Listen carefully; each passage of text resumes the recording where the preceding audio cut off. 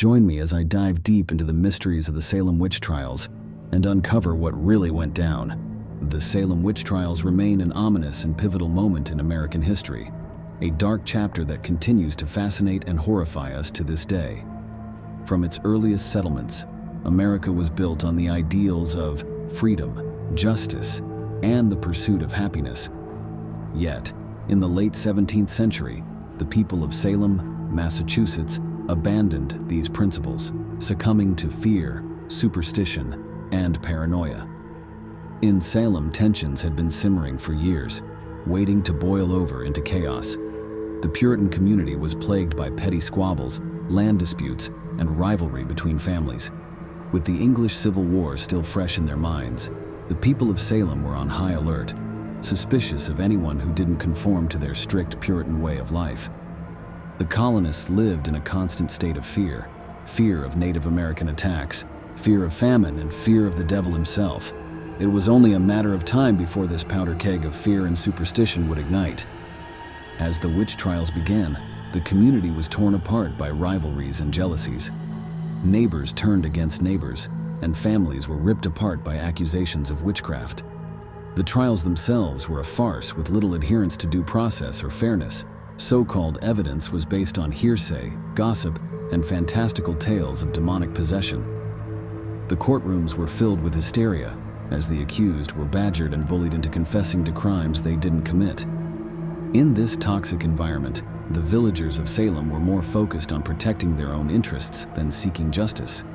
The afflicted girls, who claimed to be possessed by the devil, were the epicenter of the chaos, using their supposed powers to manipulate the court and the community.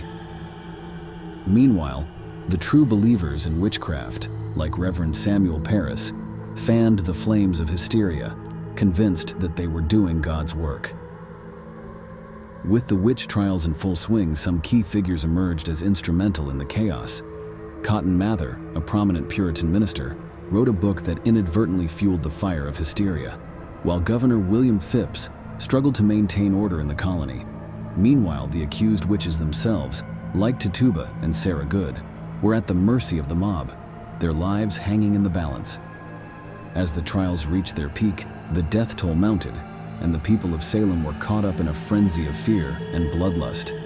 Prominent figures like Rebecca Nurse and John Proctor fell victim to the hysteria, and the execution of these respected members of the community shocked the public into finally questioning the validity of the trials.